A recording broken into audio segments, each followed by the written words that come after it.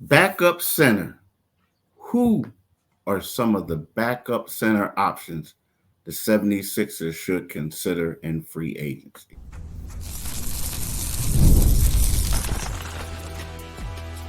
You are Locked On 76ers, your daily Philadelphia 76ers podcast, part of the Locked On Podcast Network, your team every day.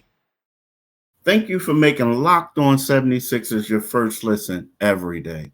We are free and available wherever you get your podcast and on YouTube. Part of the Locked On Podcast Network, your team every day. Today's episode is brought to you by FanDuel. Make every moment more. Right now, new customers get $150 in bonus bets with any winning $5 bet. That's $150 with any winning $5 bet. Visit fanduel.com/locked on to get started. Hello, I'm Keith Pompey, and this is my right-hand man, John Mitchell. We are the co-hosts of Locked On 76ers. We thank you guys for listening today.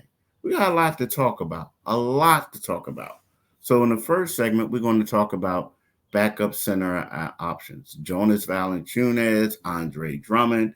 These are two names that keep popping up that the Sixers could go after. Two guys we want to break down. In the second segment, we got to talk about the Boston Celtics. The Boston Celtics advanced to another NBA Finals. But remember, there was a time where Boston and the 76ers were the two worst teams in the league at the beginning of the process, whereas the Sixers have yet to make it out of the conference finals, and the Boston's made it to the championship 2 times in the last 3 years. Make it out of conference semifinals for the Sixers. And thirdly, I want to talk about Jimmy Butler, John. I want to talk about how Jimmy Butler's situation and what do you see? Could there be a possibility of him coming to Philly? So we'll talk about that, right? So look, let's get it started, Mitch. We got the backup center option. You got two guys who are going to be free agents. Valanciunas is going to want some money, you expect. This Drummond, was a great fit here. So we'll see how that goes. Yeah. I mean, those are guys. We're hearing a lot of people talk about the marquee free agents.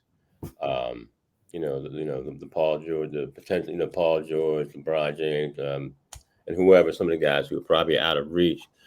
But one thing about the 76ers, perhaps more than anybody else, is they do have a significant needed center because of Joel's injury. And even before he gets his injury, just they need a backup. I mean, we saw how they struggled at times in the playoffs when they didn't have a backup center.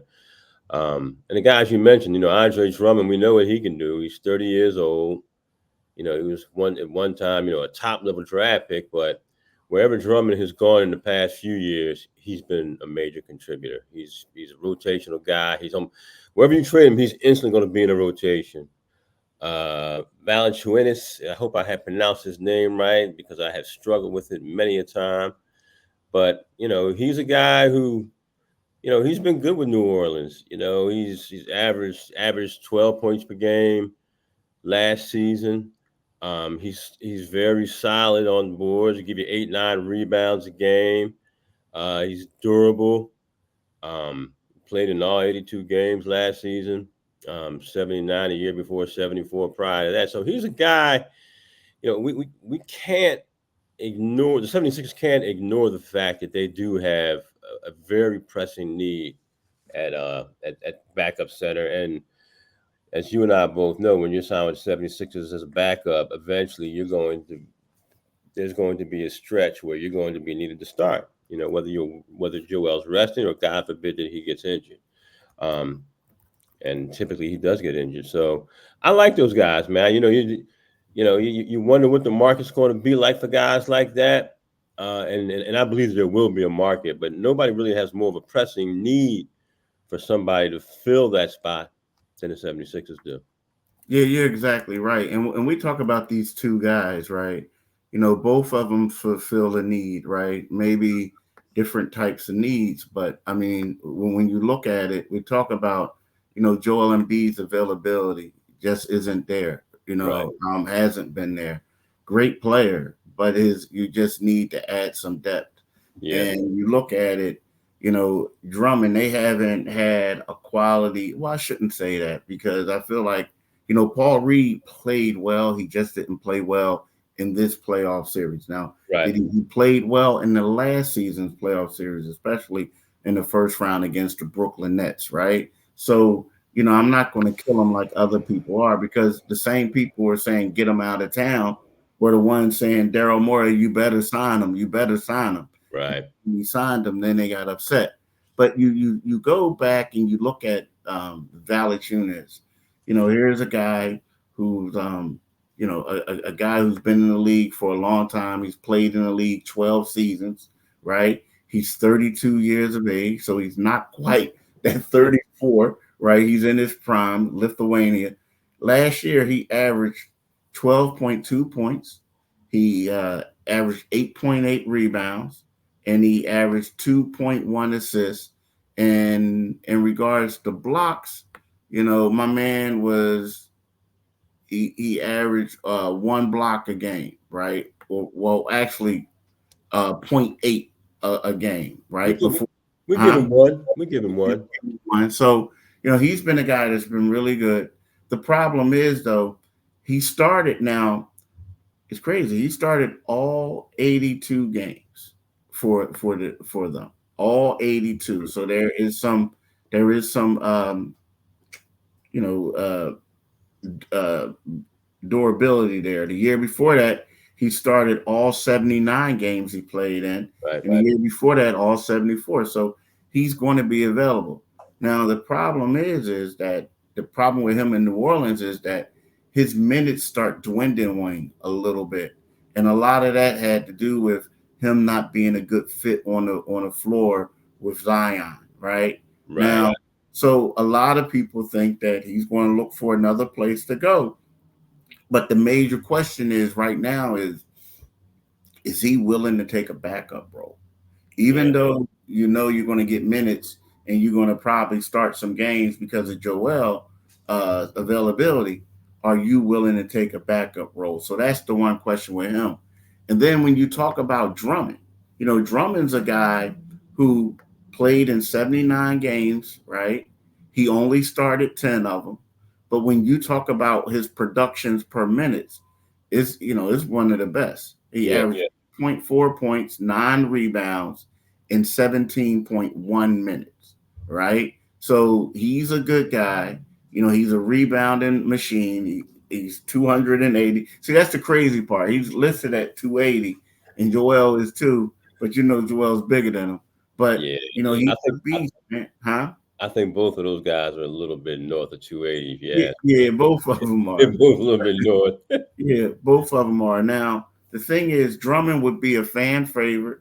Like there was a thought that Drummond was going to come back, that he was going to get traded, but the trade talks fell through. But so traded to Philadelphia rather. The trade talks fell through from Chicago. So to me, I feel like both of those guys are great fits, but I think that my only difference that you got to consider is Drummond tends to struggle a lot in the postseason. Yeah. Sometimes he's been unplayable in the postseason. So that has to be the thing. But for right now, I think that both of them would be substantial upgrades for the Sixers. You could probably get Drummond a little bit more cheaper than you can Valanciunas too. Yeah. Yeah. I mean, for what he gives you while he's on the floor, and Drummond, you just kind of wonder why he is available. I mean, it's just as Philadelphia saw watching the Knicks, the rebounding disparity that the 76 experience in that 6-game series with New York. You don't want to build your roster saying let's counter what other teams have, but in a sense you do when a team out rebounds you. I mean, because that was a major difference. Even with Joel walking around on one leg, he still gave him a good, very good effort, very good effort. And it would be nice to have that guy who can be your bully, who can be your bully when Joel's not on the floor. Um, but I think either one of those guys they're both viable options for the 76ers. Obviously you want to be mindful of your cap space because they've committed to the big game hunting. They've committed that they're going to do that. So that's where they are. And we'll talk a little bit more about some of the things. And I know you mentioned some things about the Boston Celtics and some of the moves that they've made during the same time as Sixers made it. And we'll talk about that a little bit more and how those moves have worked out. But right now, let's talk about one of our sponsors, FanDuel. It's winner take all time in the NBA and NHL, and FanDuel's giving you a shot to bring home a big win of your own. Right now, new customers get $150 in bonus bets with any winning $5 bet.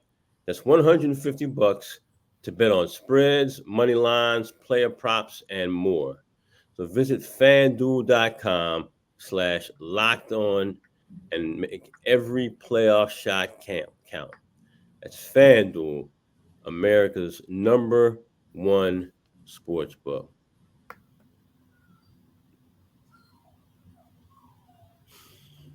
Are you watching Fox Sports or ESPN on your TV all day? You sometimes have to turn down the volume with all that shouting. Make the switch to Locked On Sports today, a free 24/7 sports streaming channel programmed for you every day to bring you the biggest stories without all the screaming. Locked On Sports today brings you can't-miss analysis, opinions, and news, streaming 24/7 on YouTube or the free Amazon Fire TV channels app. Part of the Locked On Podcast Network. Your team every day. Every day, people definitely do it. Every day. So here's the thing. When we look at the 76ers, I'm gonna go back to when you handed the baton off to me, which was a crazy year. It was right before the 2013-14 season. I'm like, oh my gosh, what did I get myself into? Oh Lord, why is he off the beat? I was feeling for you, Keith. I was feeling for you. Feeling for you. So this is crazy. When you look at this right now, there's certain teams. So we're going to go. I used to do what was called the race to the bottom standings, right? Do you guess who the worst team? My first year, guess who was the worst team in the league? Who finished with the worst record in the league? You tell me. It's crazy. They've won. They're considered one of the Eastern Conference's best teams, and they won a championship over the last couple of years, within the last 5 years. And they have one of the best players in the league who basically wasn't a top draft pick. Eastern Conference. Raps? The Raps? Nah. One of the best players in the league, non-American player. Eastern Conference won a finals championship? Won the final? Yep. People ain't even going to imagine this one. My memory's failing me, man. Okay, the Milwaukee Bucks. That year, when the Sixers started the process, they finished with the second worst record in the league. The Milwaukee Bucks were 15-67, the worst record in the league, right? Well, let me double check right here. No, let me make sure. Let me make sure because that was the Eastern. Yep, the Milwaukee Bucks. So outside of that, it was the 76ers at 19-63. The Orlando Magic was 23-59. The Utah Jazz, it was 25-57. And the Boston Celtics was 25-57, right? So the Boston Celtics were tied for the fourth worst record. Well, Boston, people forget, Boston got a lot of draft picks right before that off of the Brooklyn Nets, right? That enabled them to get these guys like a couple of years before that. And then since then, Boston has ascended to the top of the Eastern Conference. And what I mean by that is they made great moves. They made great draft picks. But there was always a team standing in their way when they got good. At first it was the Miami Heat. Then it was like the Cleveland Cavaliers. They made these moves. They made great draft picks. And now you look at them and what they're going to a franchise, 23rd NBA Finals appearance. Yeah. You know, you got Jason Tatum and Jaylen Brown. This is their second final appearance in 3 seasons. I mean, you look at all the things that they've done right. I mean, look at it. Jaylen Brown, he's still a part of the team. They got the richest contract in NBA history. He was the Finals MVP, Eastern Conference Finals MVP.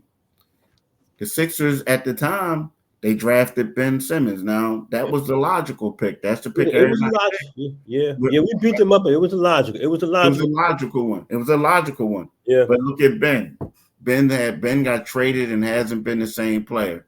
Then 2 years later, they go get Markelle Fultz instead of Jason Tatum, right? Right. At that point, a lot of people killing him, but he was the logical pick too. Yeah. People thought so. And then it's kind of like, you know, the Sixers had to give up stuff when they wanted Matisse Thybulle. They gave it to Boston. Guess what happened? Matisse Thybulle gets traded for a dude that couldn't even make the playoff rotation. Boston uses that pick to get some other stuff. So it's kind of sort of like the Sixers, man, made a comedy of errors while the Boston Celtics made great decisions. And look, Al Horford, the Sixers stole Al Horford from Boston. Boston found a way of getting them back through Indiana. Yeah. And look at it. You know what I mean? So it's just. And then Al, we got rid of him, and Al Ford's sister started mocking the 76ers on social media. It's like, everybody hopped in on the clown act, man. But one thing I want to ask you about this, Keith, you know, I wasn't as close to it, and you were right there. Was there like a wink and a nod that the 76ers would, you know, had made that swap with Boston to go from 3-1 for Markelle? Were they that laser focused on Markelle Fultz as opposed to Tatum? And do you think Tatum wouldn't work out for the Sixers. Tatum wouldn't work out for him. That's one thing. What does that tell you? What does that tell us? That's it. Well, I don't. Yeah, exactly. That was bad. Yeah, he didn't work out for him. And then the thing is, the crazy part was, this is the thing that a lot of people. So the Sixers wanted to make basically the Markelle, and I was like, I'm not working out for the Sixers unless they agree to make the trade. So that was the holdup. So they agreed to make the trade. So they thought everything was good. And then Danny was like, from what I heard, Danny Ainge was like, okay, this is great. Yeah. So it's going to be a draft day trade.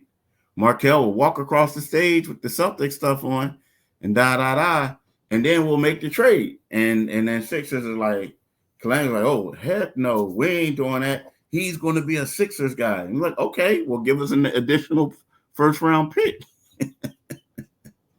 Dude, they got it. Yeah, they got rolled. They got hoes. And I'm going to tell you this. That was the worst. And I hate bringing it up over and over again, Mitch, but I'm just going to be real. Markelle Fultz workout was so bad with the Sixers that they had to shut it down with the media. Because what they had, you heard about that, right? I remember. They had De'Aaron Fox in there doing the same stuff. Now, they trying to tell us De'Aaron Fox can't shoot. Well, he was making shots. Markelle wasn't. It was bad. So they had to shut it down. And then it's like, they can't draft that dude, can they? They did. They did. Yeah, and you know, I remember. I remember. I mean, because I didn't watch a lot of Western, you know, West Coast college basketball when Markelle was there. But I did remember, you know, he was like on that 17 or under team when he was the best player. You know, and lots of times that's a good barometer for these guys between their senior year in high school and their freshman year in college of what they're going to be. And everybody had, man. And they were like, you know, Markelle Fultz, you got to see this guy. Well, he was from DeMatha too, wasn't he? Yeah, he was from DeMatha, dog. Yeah. But see, I think it was just a bad situation, to be honest with you. Like, he came here, Ben Simmons. Like, we knew, dude, from Ben was like incognito his rookie year, the year he didn't play, right?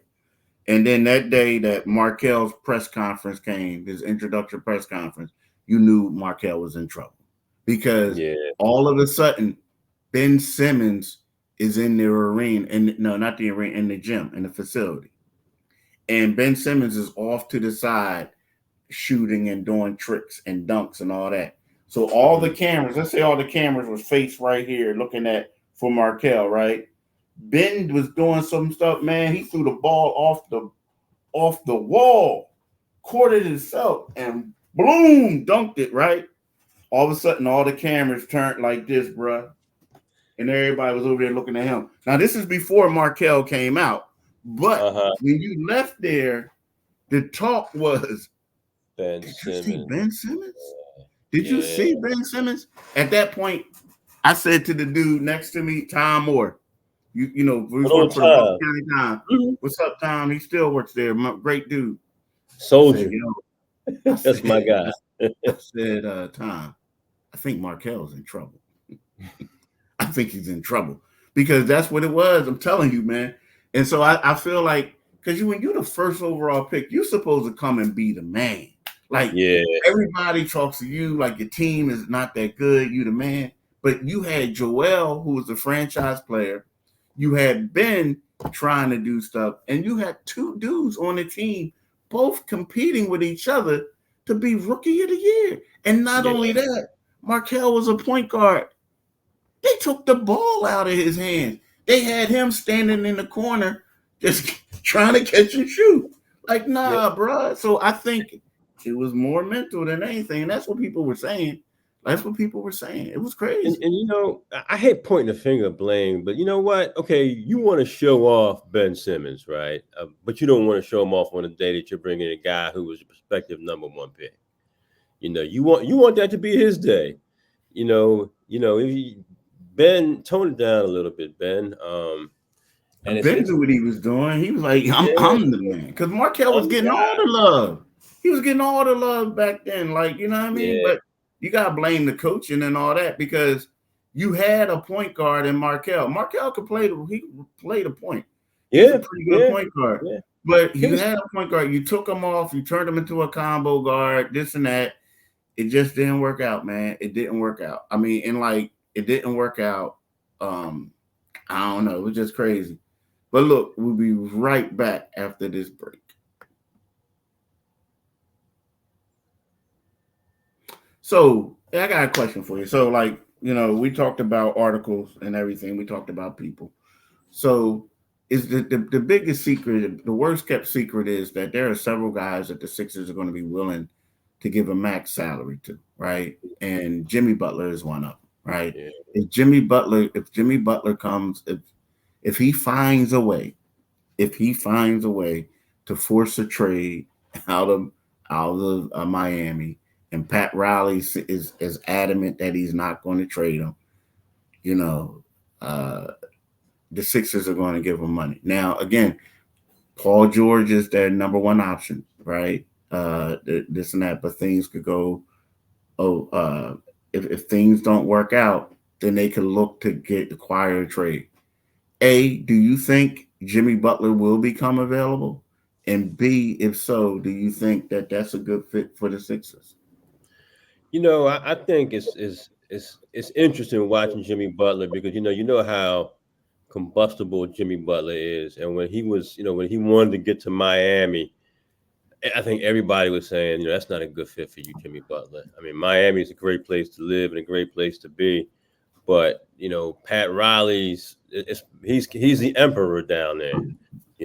He's and it's interesting. You've seen Jimmy have his flare up. He had that flare up with Spoelstra. Remember, they had that. It was either last year, the year before. I think it was last year. And it was last year, and they made amends on that, man. And that's just what it kind of goes back to culture. They can fix things and hit speed bumps and continue to navigate in the right direction. 76ers it's a much looser ship. You have to say that Jimmy Butler he's closing the end. He's closing on the end of his career, but he's still playoff Jimmy when he's healthy and available. So I it's going to be interesting because one thing that the Heat are going to do, they're going to remain fiscally sound. I don't think, they won't have a problem saying, hey, you're 34, extending you, which he clearly wants. Miami is not the type of organization. They're not going to put themselves in jeopardy and say we're going to risk it. So I do think, and have an older Jimmy Butler who's no longer that guy who's very legitimate during the playoffs and actually takes his game up a level during the playoffs. So, I can see Jimmy Butler coming here. And, there's much made of the relationship between him and Joel. Do you want him coming here? Does he come here? Because one thing about the 76ers that it concerns me, I don't think that Joel has an alpha personality. I don't. He has an alpha game. He's got the most alpha game out there when he's available. But if he comes here, and maybe they need Jimmy to be that alpha and take a step back on the court. And I think he's probably smart enough to recognize where Joel. Matter of fact, I know he's smart enough to recognize where Joel's skills are. And if Joel is healthy and on the floor and available come May, you can be the alpha without being the dog, without being the guy. Yeah, that's a good point. And I think that I agree with you. The only concerns that I would have is his injury history, right? Now again, he's a guy that although he's an alpha personality, he's one of those dudes who, as much as they don't talk about it, that playoff Jimmy stuff is real, right? Yeah, it is. He like the regular season is like, the regular season is the regular season. I'm trying to, win when the games count. He's also not a selfish ball player. You know what I mean? So he does things. He tries to get people involved. He has a high basketball IQ. He's a winner. The only question that I have is, what is it going to be like towards the tail end of those years, right? And then last time that we've seen him personally was him playing on a messed up knee, and that was the last game he played in. You know what I mean? So, that's just it. But again, another guy older, another guy who logged a lot of minutes, who was injured. But at the same time, I feel like a lot of things have to go right for them. Like, for instance, that's a backup option. But at the same time, it's one of those options where, okay, we're not going to be able to get Paul George. So let's see. But at the same time, you got to be able to force yourself to get traded, and then we'll pay you. One of those. So it just seems like, you know what I mean? It's one of those things like, yeah, you can make the playoffs, but the three teams ahead of you have to lose. And then you got to get the tiebreaker on the fourth team. You know what I mean? It's just a lot that has to go. A lot of dominoes have to fall. A lot of dominoes have to fall for that. So that's just my question. But I think he would be a good one. But yeah, they're willing to pay the guy if coming. But that's what they're willing to do. They're willing to pay whomever they can get. That's a max type player. They're going to do that. That's what they can do that other teams can't. So that's not surprising. It's not surprising. But any addition, even those guys are up in age, any addition they make from that group makes them better immediately. It makes them better immediately. Yeah, I'm with you, bro. I'm with you. But look, y'all, we want to thank y'all for listening, and we want y'all to have a great day. And we'll be back talking more about your 76ers tomorrow. Have a great week. Don't be lazy today. Today, the first day back to work. No, it's a fake Monday. The fake Monday. So don't be lazy. All right, y'all. Peace. Peace, y'all.